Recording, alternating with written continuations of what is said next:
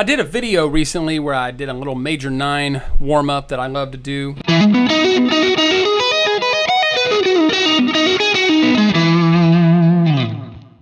And in the video I discussed how that's 2 arpeggios combined to make 1, and I wanted to embellish on that because it's actually more than 2. It's really 3 arpeggios. So I'll start getting into it by discussing what I think are the 3 basic 7th chords which can give you a great foundation for moving forward with this kind of stuff. So you've got your major 7. 1, 3, 5, major 7. Or in this case, E, G sharp, B, D sharp. Okay, then your dominant 7. So we just changed this D sharp to a D natural.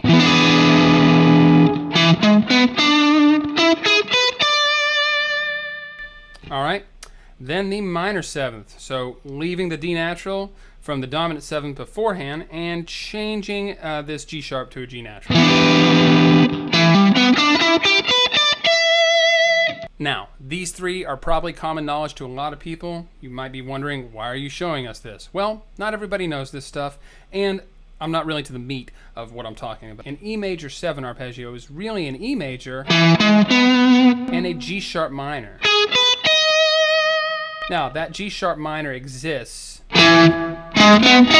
right there, but I like to use the top of the arpeggio because it's a little bit easier to see the 2 different parts.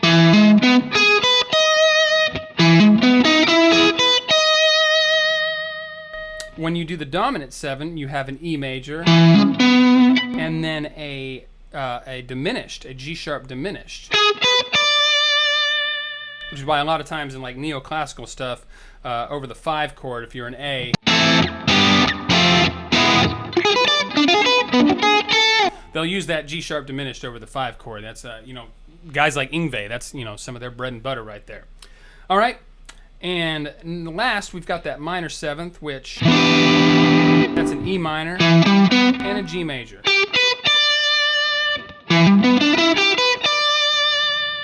And that's, again, probably common knowledge because G major is the relative major of E minor, or vice versa. But where this really gets cool is when you add in the 9ths. So instead of playing the arpeggio like this, I'm going to play it like this. F sharp. Now, all of these are going to have F sharps. They're all going to be major 9ths, whole step away from the root. There is stuff with flat 9s. Like I said, these are the 3 basic ones that help give you a good foundation. I'm not going to get into any really crazy stuff. So, moving up the neck, we have an E major, a B major, and a G sharp minor.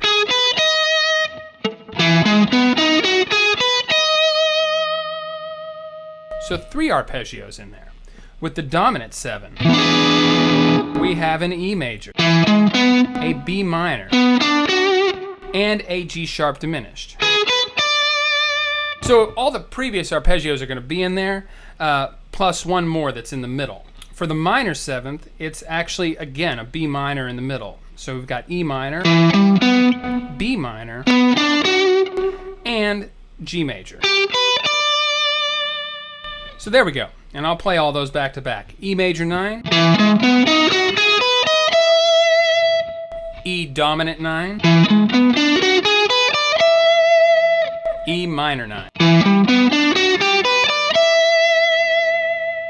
So there will be tabs for these, and once you have them down, I encourage you to start messing with different parts of them, not necessarily the whole arpeggio, over chords or backing tracks, in the key. In this case, E. So one of the neat things you can do with the E major 9 is play in G sharp.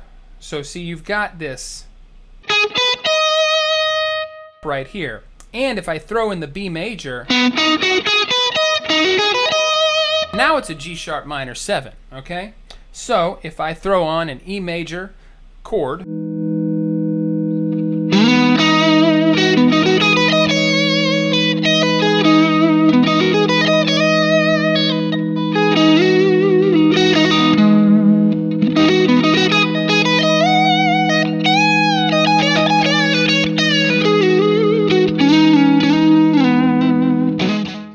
you can also play an E Lydian, which is a mode of G sharp minor. You just add a B flat, so.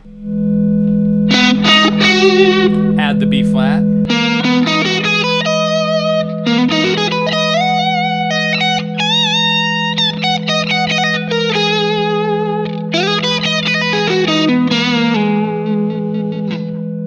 Next one, the E dominant 9. E dominant lends itself to the Mixolydian mode, which is just a major scale, flat 7th, okay?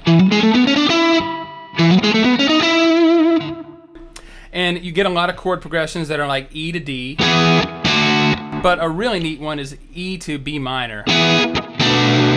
So that's something that will happen a lot in Mixolydian. But talking about this arpeggio, because it is very Mixolydian based, it has a B minor in it. So I like to use that B minor to create some interesting licks, kind of like this.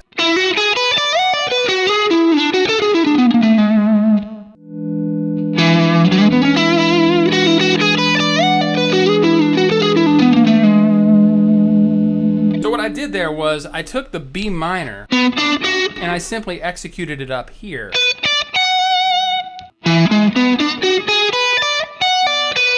Full B minor arpeggio. And then I'm sort of sliding around to some notes that fit.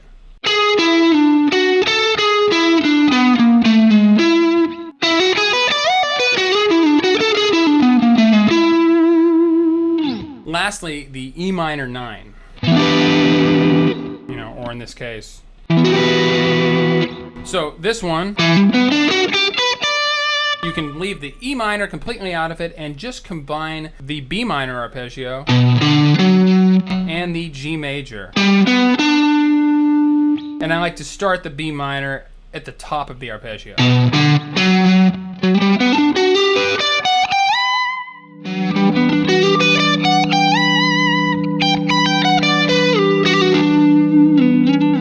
So those are just a few ideas that you can implement when you really know your way around these 7th and 9th arpeggios, all the little arpeggios that stack up to make them. Can just expand your tonal palette, expand your knowledge of shapes on the guitar and how to use them in different places, and just to complement chords with different notes that maybe aren't always the root note. It's fun stuff, so I hope you got something out of that. These tabs will be up on my Patreon. There's a link in the description. Thanks for watching. I'll see you next time.